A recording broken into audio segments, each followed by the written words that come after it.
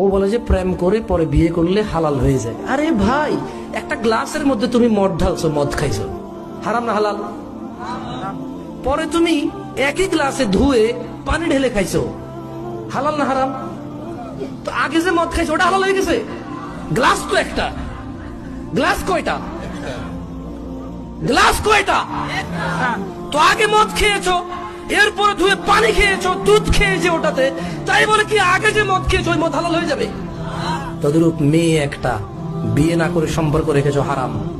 মেয়ে একটা বিয়ে করে সম্পর্ক করলে আগের হারাম হালাল হবে না, ওটা গুনাহ থেকে যায়। ওটা কি থেকে যায়?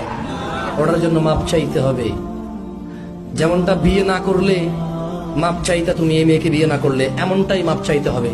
এই মেয়েকে বিয়ে না করলে যেমনটা গুনাহ, এই মেয়েকে বিয়ে করলো আগের অন্যায়গুলো একেবারে শতভাগ সেম অপরাধ। ভাই আমার, ভাই আমার, লা